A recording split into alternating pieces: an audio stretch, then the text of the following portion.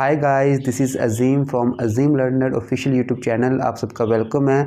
आज इस video lecture में सिंपल सेंटेंसेस की प्रैक्टिस एक्सरसाइज, जहां पर हम अफर्मेटिव सेंटेंसेस की प्रैक्टिस करेंगे, सिर्फ अफर्मेटिव सेंटेंसेस की।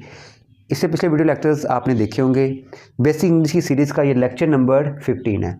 लेक्चर नंबर 15 है। इससे पिछले 14 वीडियो लेक्चर्स में आपने बहुत कुछ सीखा है। अब जानते हैं सिंपल सेंटेंसेस क्या होते हैं। सिंपल सेंटेंसेस 3 कैटेगरीज में होते हैं, प्रेजेंट, पास्ट और फ्यूचर। प्रेजेंट की 2 कैटेगरीज, पास्ट की भी 2 कैटेगरीज और फ्यूचर की भी 2 कैटेगरीज।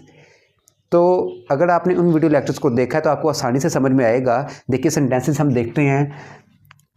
पहला सेंटेंस है, एयान की 4 बहनें हैं। सबसे पहले तो आपको ये पहचानना है कि ये सेंटेंस किस कैटेगरी का है, हैं, हो, हूँ। तो ये अंडरस्टूड है कि ये सेंटेंस प्रेजेंट का सेंटेंस है, पास्ट का, फ्यूचर का ये नहीं है। अब अच्छा, उससे पहले एक चीज़ मैं आपको यहाँ पे बता दूँ कि यहाँ पर जितने भी सेंटेंसेस आपके सामने लिखे हुए हैं, इन सेंटेंसेस में सब्जेक्ट के ज़रिए किसी काम को करने की बात नहीं हो रही है। सब्जेक्ट के ज़रिए किसी काम को करने की बात नहीं हो रही है, इसलिए ये सिंपल सेंटेंसेस हैं। आप इसे टेंस के सेंटेंसेस के साथ कंफ्यूज मत करिएगा। तो जिस तरह की ये एक सिंपल सेंटेंस है, अब ये प्रेजेंट की कैटेगरी 1 है या प्रेजेंट की कैटेगरी 2 है। तो अगर आपको ध्यान हो, एयान की 4 बहनें हैं, ये प्रेजेंट की कैटेगरी नंबर 2 है। जैसे एयान की 4 बहनें हैं, उसके 2 भाई हैं, उसके 3 चचा हैं, तो भाई बहन हैं। तो प्रेजेंट की कैटेगरी 2। सबसे पहले आप सब्जेक्ट लिखते हैं। सब्जेक्ट यहाँ पर क्या है? एयान। किसके बारे में बात हो रही है? एयान के बारे में बात हो रही है। एयान प्रेजेंट की कैटेगरी 2 में आप यूज़ करते हैं हैज़ और हैव का। अब चूंकि एयान ये 3rd पर्सन का सिंगुलर सब्जेक्ट है, आप यूज़ करते हैं हैज़। एयान हैज़ अब 4 बहनें, 4 सिस्टर्स। उसकी कार में पेट्रोल होगा। अब ये सेंटेंस फ्यूचर का सेंटेंस है, ये तो अंडरस्टूड है। प्रेजेंट का, पास्ट का ये नहीं है। अब फ्यूचर की कैटेगरी 1 या फ्यूचर की कैटेगरी 2, उसकी कार में पेट्रोल होगा, में होगा, उसकी कार में होगा, यानी उसकी कार के अंदर होगा। ये सेंस है ना यहाँ पर। तो ऐसे सेंटेंसेस फ्यूचर की कैटेगरी 2 में होते हैं। उसकी कार में पेट्रोल होगा, यहाँ पर सब्जेक्ट क्या है? उसकी कार, हिज कार।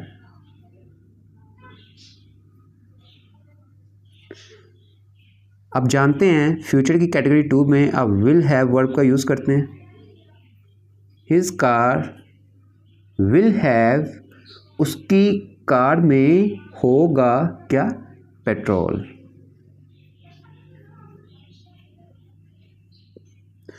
अब इसी सेंटेंस को आप एक और तरीके से भी बना सकते हैं। जैसे में होगा के अंदर होगा। ऐसे सेंटेंसेस को मैंने आपको बताया था पिछले वीडियो लेक्चर में, देर के वीडियो लेक्चर में, कि आप ऐसे सेंटेंसेस को देर के साथ भी बना सकते हैं। कैसे?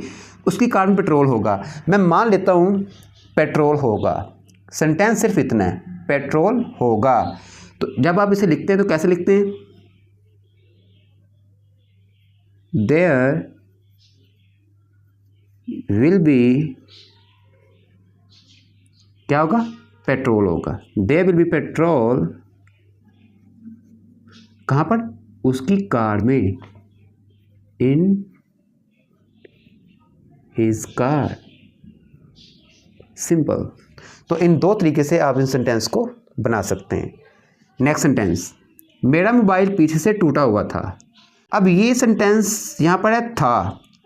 ये अंडरस्टूड है कि ये सेंटेंस पास्ट का है, प्रेजेंट और फ्यूचर का ये सेंटेंस नहीं है। अब ये सेंटेंस पास्ट का तो है, लेकिन पास्ट की कैटेगरी 1 या पास्ट की कैटेगरी 2। तो अगर आप ध्यान दें, ये सेंटेंस पास्ट की कैटेगरी नंबर 1 का सेंटेंस है। क्यों है? क्योंकि पास्ट की कैटेगरी 2 के सेंटेंसेस कैसे होते हैं? जैसे पास था, जैसे में था, भाई बहन थे।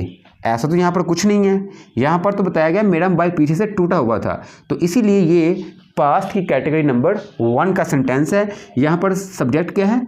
मेरा मोबाइल। किसके बारे में बात हो रही है? मेरे मोबाइल के बारे में बात हो रही है। तो सबसे पहले आप लिखते हैं माई मोबाइल।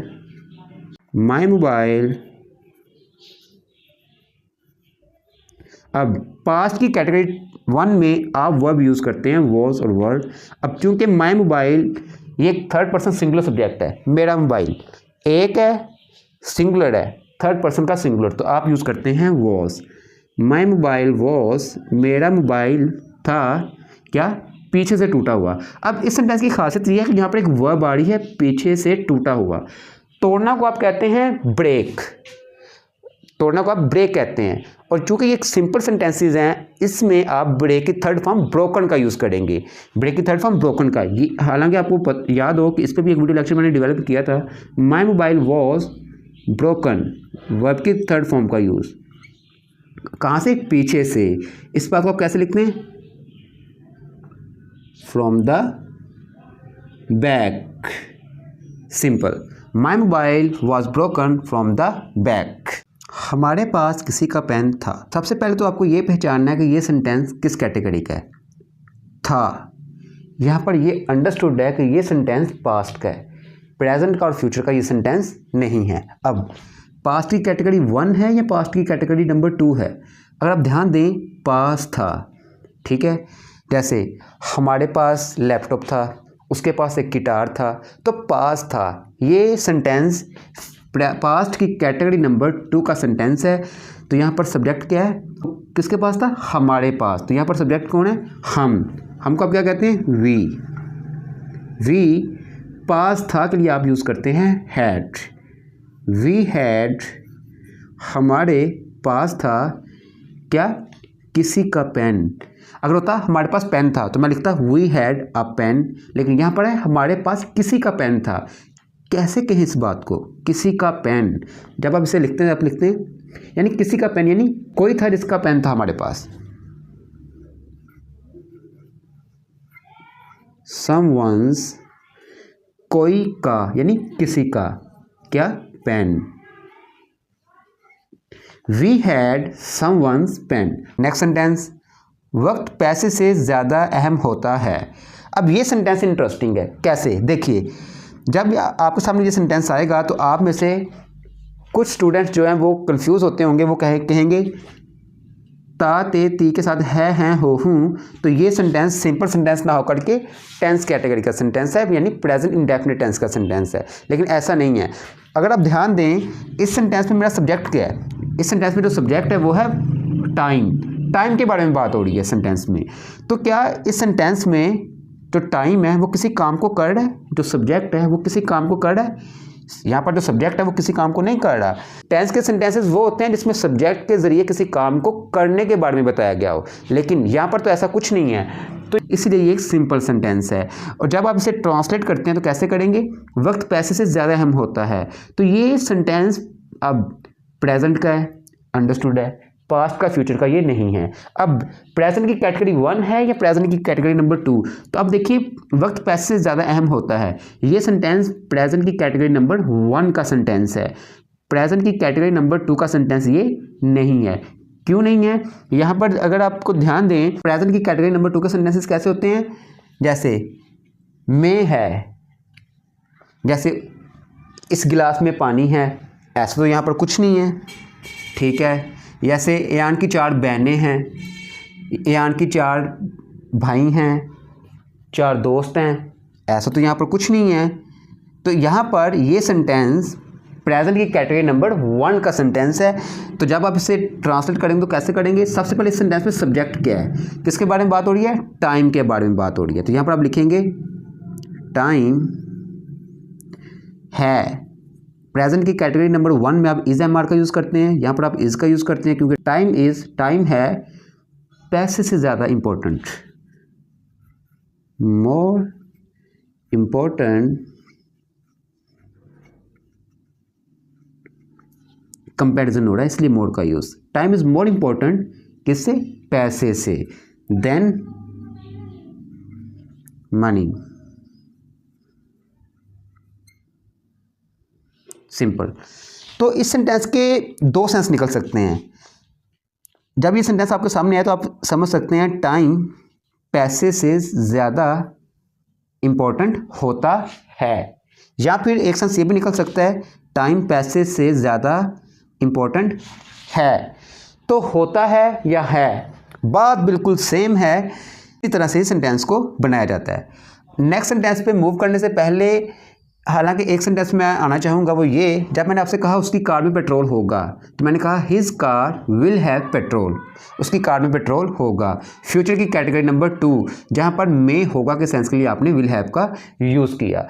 और जब मैंने आपको कहा कि ऐसे सेंटेंसेस को जहाँ पर मे होगा के अंदर होगा, तो ऐसे सेंटेंसेस को आप देर के साथ भी बना सकते हैं। तो अगर आप ध्यान दें तो आपको लगेगा कि यहाँ पर विल के साथ बी का यूज़ गलती से कर दिया गया है, यहाँ पर तो हैव होना चाहिए था जैसे यहाँ पर। तो यहाँ पर बी का यूज़ क्यों हो रहा है? तो अगर आप ध्यान दें इस सेंटेंस में, हालांकि मैंने आपको देर के वीडियो लेक्चर में भी इस बात को बताया था, अगर आप जानते हो, मैं मान लें कि सेंटेंस सिर्फ इतना है, पेट्रोल होगा, पेट्रोल होगा। तो अगर आप इसको सब्जेक्ट लें, यहाँ पर सब्जेक्ट क्या है? पेट्रोल। तो ऑब्जेक्ट कहाँ पे है?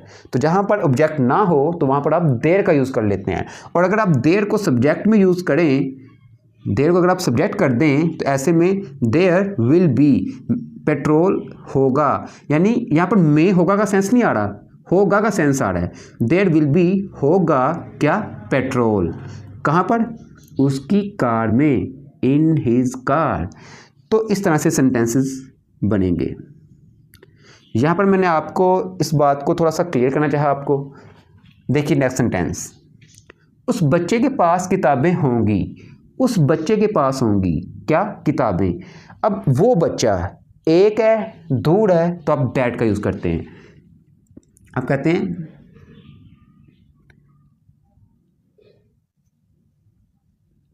दैट चाइल्ड या दैट बॉय, होंगी, होगा, होंगी, होंगे, ये फ्यूचर का सेंटेंस है। अब फ्यूचर की कैटेगरी 1 है या फ्यूचर की कैटेगरी 2? तो ये पास होंगी फ्यूचर की कैटेगरी नंबर 2 है। जिस तरह में होगा, तो यहाँ पर दैट चाइल्ड विल हैव क्या? किताबें, books. That child will have books. Next sentence, वो आदमी घर पर सोया हुआ था, वो आदमी घर पर सोया हुआ था। तो ये सेंटेंस पास्ट की कैटेगरी नंबर 1 का सेंटेंस है। वो आदमी, यहाँ पर सब्जेक्ट क्या है? वो आदमी। एक है, दूर है, तो आप कहते हैं दैट मैन, दैट मैन था के लिए आप यूज़ करते हैं वॉस का यूज़ आपने क्यों किया? क्योंकि ये पास्ट की कैटेगरी नंबर 1 का सेंटेंस है। दैट मैन वॉस, अब सोया हुआ, जिस तरह मैंने आपको उससे कहा था ना, जैसे टूटा हुआ, तो मैंने आपको बताया कि आप वर्ब की थर्ड फॉर्म का यूज़ करते हैं। ऐसे सेंटेंसेस में आप वर्ब की थर्ड फॉर्म का यूज़ करते हैं सिंपल सेंटेंसेस में। अगर आप यहाँ पर ध्यान दें तो यहाँ पर आ रहा है सोया हुआ।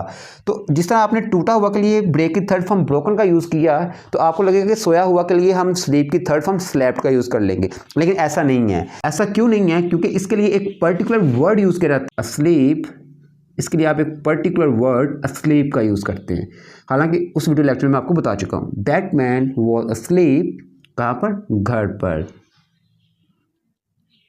At the home. सिंपल। जैसे अगर होता जगा हुआ, तो आप कहते अवेक। खड़ा हुआ, अब खड़ा हुआ के लिए आप स्टैंड की थर्ड फॉर्म का यूज़ नहीं करेंगे, आप वहाँ पर कहेंगे स्टैंडिंग। बैठा हुआ के लिए आप कहेंगे सिटिंग। तो कुछ एक्सेप्शनल केसेस थे जो कि मैंने उस वीडियो लेक्चर में डिस्कस किए, तो आप उस वीडियो लेक्चर को देख सकते हैं। नेक्स्ट सेंटेंस, इस गिलास में थोड़ा पानी था में था, पास्ट की कैटेगरी नंबर 2 का सेंटेंस है। इस गिलास में, एक गिलास है, पास है, तो आप दिस का यूज़ करते हैं। दिस ग्लास,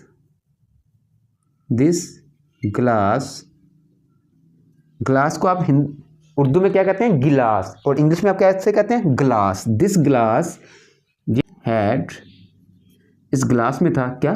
थोड़ा पानी। अब थोड़ा के लिए, अब पानी ये तो अनकाउंटेबल है, आप इसे काउंट नहीं कर सकते। आप 1 पानी, 2 पानी, 3 पानी ऐसा तो नहीं कह सकते, ये अनकाउंटेबल है, इसलिए आप यूज़ करते हैं यहाँ पर लिटिल या सम का। This glass had some water.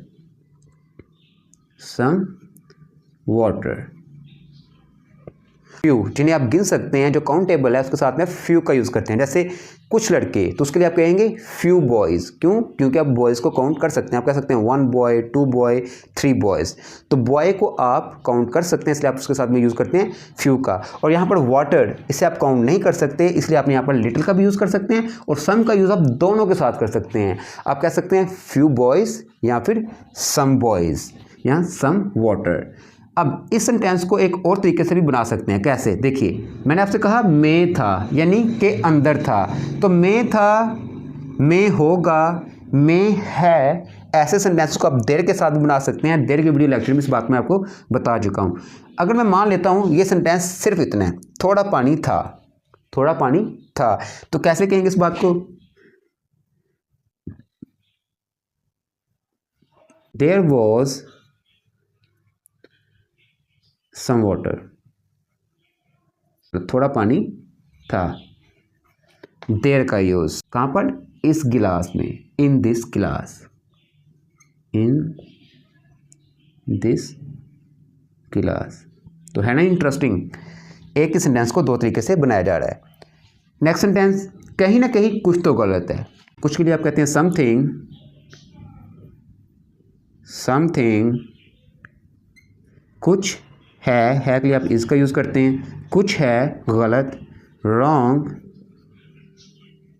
Something is wrong, कहीं ना कहीं, कहीं ना कहीं यानी कहीं, इसके लिए आप यूज़ करते हैं somewhere, somewhere, something is wrong somewhere. Next sentence, ये लाल वाला मेरा है।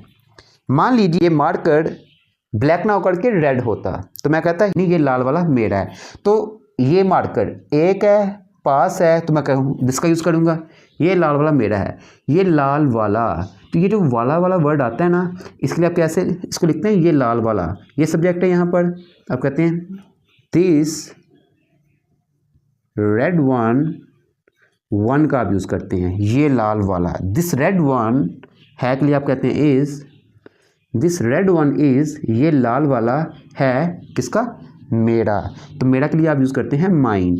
डाउट क्लियरिंग सेशन के वीडियो लेक्चर में इस बात में आपको कवर करूंगा कि यहाँ पर मेरा के लिए माइन का यूज़ क्यों किया जा रहा है, माई का यूज़ क्यों नहीं किया जा रहा। तो इस बात को मैं डाउट क्लियरिंग सेशन के वीडियो लेक्चर में जल्द ही कवर करूँगा। This red one is mine, ये लाल वाला मेरा है। अब यहाँ पर अगर ये सेंटेंस मान लीजिए ऐसा होता, ये लाल वाली किताब मेरी है, ये लाल वाली किताब मेरी है, तो जब आप इस सेंटेंस को ट्रांसलेट करते हैं तो आप कैसे कहेंगे? This red one is my book, मेरी किताब की आप माइन नहीं कहेंगे, आप क्या कहेंगे? My book. क्यों? क्योंकि यहाँ पर किताब के साथ मेरी के साथ किताब लग करके आया, तो ऐसे में आप माई बुक कहेंगे, माइन बुक नहीं कहेंगे। लेकिन यहाँ पर मेरा अकेला आया, मेरा के साथ लग कर कुछ नहीं आया, मेरा अकेला आया, तो ऐसे में आप यूज़ करते हैं माइन। मुझे उम्मीद है ये वीडियो लेक्चर आपको पसंद आया होगा। आज हमने सिंपल सेंटेंसेस के अफर्मेटिव सेंटेंस की प्रैक्टिस की। नेक्स्ट वीडियो लेक्चर में हम नेगेटिव सेंटेंस की प्रैक्टिस करेंगे, और उससे नेक्स्ट वीडियो लेक्चर में हम इंटरोगेटिव सेंटेंसेस की प्रैक्टिस करेंगे। आज के लिए इतना ही। अगर आपको ये वीडियो लेक्चर पसंद आया हो तो इसे लाइक करिएगा, शेयर करिएगा और इस चैनल को सब्सक्राइब करिएगा। मिलते हैं नेक्स्ट वीडियो लेक्चर में। Thank you for watching this video guys. See you in the next video lecture. Take care and good bye.